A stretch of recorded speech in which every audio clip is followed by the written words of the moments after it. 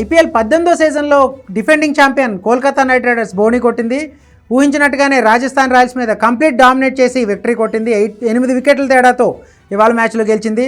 అంటే వరుసగా 2 high scoring మ్యాచ్ల తర్వాత మళ్ళీ ఒక నార్మల్ మ్యాచ్ 150-160 మధ్యలో ఈ స్కోర్ అనేది ఇవాళ నార్మల్గా సాగిందని చెప్పుకోవాలి. ఒక విధంగా రాజస్థాన్ రాయల్స్ చేతులారని ఈ మ్యాచ్లో ఓడిపోయిందనే చెప్పుకోవచ్చు. ఎందుకంటే పవర్ ప్లేలో ఒక మంచి స్కోర్ 54 రన్స్ కొట్టిన తర్వాత ఖచ్చితంగా 180-190 స్కోర్ చేస్తుందని చాలామంది ఎక్స్పెక్ట్ చేశారు.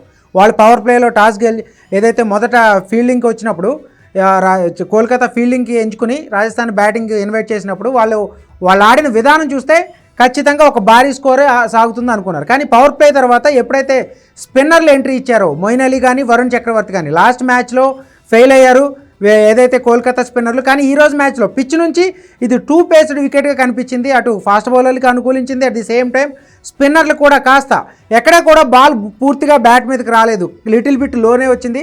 సో దాన్ని బాగా యూటిలైజ్ చేసుకున్నారు కోల్కతా స్పిన్నర్లు. ముఖ్యంగా వరుణ్ చక్రవర్తి ఏదైతే మనం చూసుకోవచ్చు, నితీష్ రాణాను కానీ కొంతమందిని అతను అవుట్ చేసిన విధానం చూసుకుంటే కనుక వీళ్ళు కూడా అలాగే చాలామంది అంచనాలు పెట్టుకున్నారు. జైస్వాల్ 18 కోట్లు పెట్టి రిటర్న్ చేసుకున్న తర్వాత ఏ విధంగా ఆడతాడు అంటే బస్బాల్ కాన్సెప్ట్లో ఒక అదిరిపోయే దూకుడుగా ఆడతాడా అని చాలామంది అనుకుంటే 2 మ్యాచ్లో కూడా జైస్వాల్ ఫెయిల్ అయ్యాడు. అలాగే సంజు శాంసన్ ఈ మ్యాచ్లో ఫెయిల్ అయ్యాడు. కానీ రాజస్థాన్ ఇన్నింగ్స్లో ధ్రువ్ జురెల్ అలాగే సంజు శాంసన్ విఫలమైన తర్వాత మనకి రియాన్ పరాగ్ కెప్టెన్ ఇన్నింగ్స్ ఆడుకుంటే మాత్రం ఖచ్చితంగా వీళ్ళు ఇంకా తక్కువ స్కోర్కే పరిమితం అయ్యే పరిస్థితి ఉండేది. చివరిలో ఆర్చర్ కూడా ఒక 16 రన్స్తో స్కోర్ 150-140 దగ్గర దాటానికి ఒక విధంగా సాయపడ్డాడనే చెప్పుకోవాలి. అట్ ది సేమ్ టైం మనం చెప్పుకోవాల్సింది ఏంటంటే ఖచ్చితంగా ఇదంతా కోల్కతా నైట్ రైడర్స్ బౌలర్లు చాలా పిచ్ నుంచి వచ్చిన సపోర్ట్తో చాలా చక్కగా బౌలింగ్ చేశారు.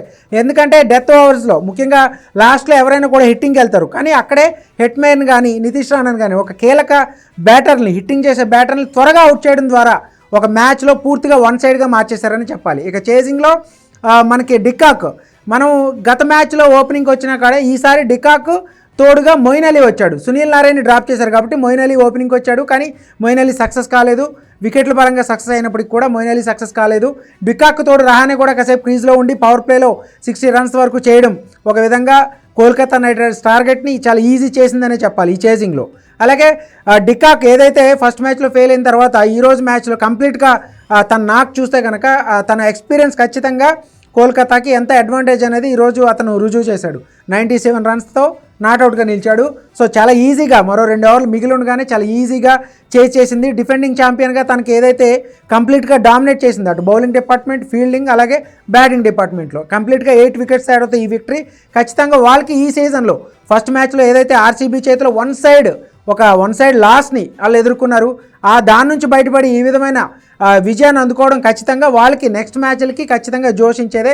At the same time Rajasthan royals మళ్ళీ సమిష్టిగా విఫలమయ్యి 2వ పరాజయాన్ని చవిచూసింది. సో ఇకపై జరగబోయే మ్యాచ్లన్నీ కూడా రాజస్థాన్ రాయల్స్కి కూడా కీలకంగా కారబోతున్నాయి. ఎందుకంటే లీగ్ స్టేజ్ ముగిసేటప్పటికి ఒక సేఫ్ పొజిషన్లో ఉండాలంటే ఖచ్చితంగా ఆరంభంలో జరిగే మొదటి 6 మ్యాచ్ల్లో ఖచ్చితంగా 2-3 విజయాలు సాధించాల్సి ఉంటుంది ఇలాంటి పెద్ద టోర్నమెంట్లో. మరి రాజస్థాన్ రాయల్స్ ఆల్రెడీ 2 మ్యాచ్లు ఓడిపోయింది. మరి నెక్స్ట్ మ్యాచ్ల నుంచి వాళ్ళు ఏ విధంగా ఆడతారనేది చాలా ఆసక్తికరంగా మారిందని చెప్పుకోవచ్చు.